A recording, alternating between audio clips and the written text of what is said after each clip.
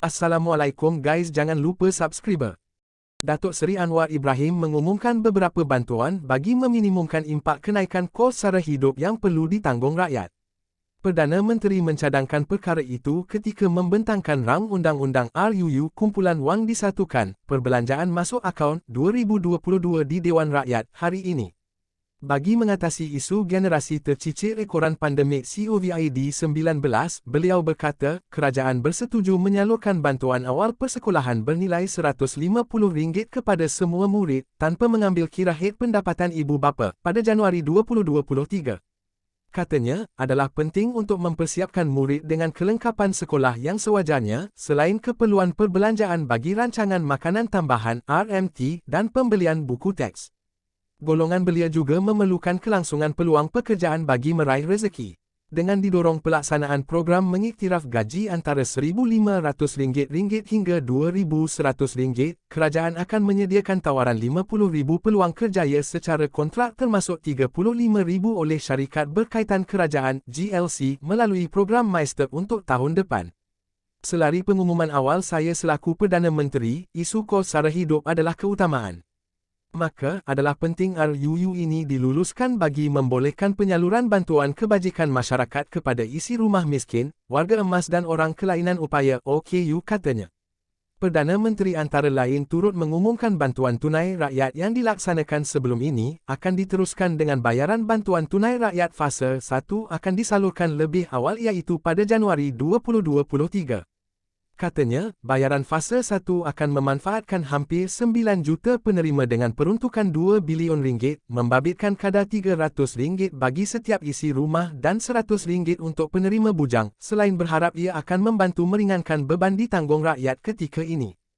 Kerajaan akan terus memastikan kebajikan pekebun kecil getah sewaktu musim tengkujuh. Setakat ini, kerajaan telah pun menyalurkan bantuan musim tengkujuh BMT bagi November dan Disember ini dengan bantuan keseluruhan RM600 kepada hampir 320,000 pekebun kecil getah. Sukacita sebagai tambahan, kerajaan bercadang menyalurkan bantuan tambahan sebanyak RM200 kepada pekebun kecil getah Januari ini. Kerajaan Perpaduan amat berterima kasih atas kesungguhan tidak berbelah bahagi anggota awam dalam menyampaikan perkhidmatan terbaik kepada rakyat. Kerajaan memang silih berganti, tetapi penjawat awam kekal setia dan dedikasi demi negara, katanya. Penjawat awam grade 11 hingga 56 dapat kenaikan tambahan RM100 setahun. Perdana Menteri berkata, kerajaan juga bersetuju memberikan kenaikan gaji tahunan tambahan khas 2023 bernilai RM100 kepada semua penjawat awam grade 11 hingga 56. Beliau berkata, kerajaan juga bersetuju memberikan bantuan khas kewangan kepada 1.3 juta penjawat awam grade 56 ke bawah bernilai RM700, manakala RM350 bagi sejuta pesara. Selanjutnya, RUU ini juga penting dalam mendepani musibah banjir. Meneladani bencana banjir sebelum ini, rakyat tidak boleh lagi diheret dengan kelewatan kerajaan menghulur bantuan dan pertolongan. Jadi adalah penting untuk bertindak proaktif dan menggerakkan usaha segera dalam memastikan pengurusan bencana banjir yang teratur, segera dan berkesan. Ketika ini, RM400 juta sudah disalurkan kepada Agensi Pengurusan Bencana Negara NADMA sebagai kesiapsiagaan awal di kawasan banjir. Pelbagai agensi kerajaan sudah berada di lapangan bagi mengerakkan jentera untuk membantu rakyat. Kerajaan memberi jaminan akan menyediakan sumber kewangan tambahan jika perlu bagi memastikan kelancaran pengurusan banjir, katanya.